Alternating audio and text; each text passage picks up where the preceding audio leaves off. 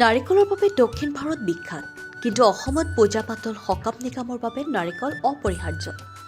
তদুপৰি চুলিত ঘঁহিবৰ বাবে অসমৰ বেছিভাগ গ্ৰাম্য মহিলাই নাৰিকলৰ তেল ব্যৱহাৰ কৰে। শেহতীয়াকৈ অসমৰ সৰু বৰ চহৰত নাৰিকলৰ পানী খাবৰ বাবে কেঁচা নাৰিকল বিক্ৰী কৰা দোকান দেখিবলৈ পোৱা গৈছে। কিন্তু অসমৰ বজাৰ সমাৰ দোকান আদিত ভৰি থকা নাৰিকলৰ প্ৰায় ৯০% বহিৰাজ্যৰ কৃষকে উৎপাদন কৰা। কিন্তু অসমত নাৰিকল খেতি নোহোৱা নহয়।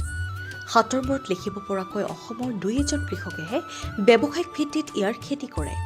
বাকী অসমৰ গাঁৱে ভূঞে ২-১জন লোকে ঘৰতে খাবলৈ বা নিজৰ বাৰীখন শুৱনি কৰিবলৈ নাৰিকল ২-এজোপা ৰোপণ কৰে। কিন্তু অসমত এখন ভাল নাৰিকলৰ বজাৰ আছে। এই বজাৰখনৰ প্ৰতি লক্ষ্য ৰাখি আমাৰ কৃষকসকলেও নাৰিকলৰ খেতি কৰিব পাৰে। নাৰিকলৰ খেতি কৰি আমাৰ কৃষকসকল লাভান্বিত হ'ব, কাৰণ নাৰিকলৰ খেতি এবাৰহে কৰিব লাগে।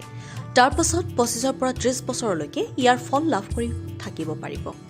অৱশ্যে কৃষকজনে মাজে সময়ে যত্ন, সাৰ পানী যোগান ধৰিবই লাগিব। কৃষকজনে পুলি ৰোপণৰ ৫-৬ বছৰৰ ভিতৰত গছত নাৰিকল লাগে। এজোপা পৈণত নাৰিকলত এবছৰত একেবাৰে কম হ'লেও ১০০টা নাৰিকল লাগে। তথ্যমতে এজোপা নাৰিকলত ২০০টা পৰ্যন্ত নাৰিকল লাগে। যদি এজন কৃষকে ১০০জোপা নাৰিকল ৰোপণ কৰি পৰিকল্পিত আৰু বিজ্ঞানসন্মতভাৱে খেতি কৰে, নিশ্চিতভাৱে ১.৫-২ লাখ টকা উপাৰ্জন কৰিব পাৰিব। শেহতীয়াকৈ অসমৰ থলুৱা পূৰ্বৰে পৰা কৰি অহা কিছুমান নাৰিকলৰ জাতৰ লগতে কিছুমান হাইব্ৰিড আৰু উন্নত প্ৰজাতিৰ নাৰিকলৰ জাত অসমৰ নাৰ্চাৰীসমূহত দেখিবলৈ পোৱা গৈছে। এই জাতবোৰ কম দিনতে চাপৰতে আৰু আনবোৰ জাততকৈ অধিক পৰিমাণে লাগে। তাৰে কেইটামান জাত হৈছে থাই, ভিয়েটনাম আৰু বেংগল হাজাৰী নাৰিকল। এই জাতকেইটাৰ নাৰিকল খুব চাপৰতে লাগে, কম দিনতে লাগে আৰু আমাৰ কৃষকসকলে পূৰ্বৰে পৰা কৰি অহা জাতসমূহৰ তুলনাত অধিক পৰিমাণে নাৰিকল লাগে। অসমত যিহেতু এই জাতকেইটাৰ খেতি নতুন, গতিকে এই জাতকেইটাৰ খেতি সন্দৰ্ভত আমাৰ কৃষকসকলৰ পূৰ্বৰ অভিজ্ঞতা নাই।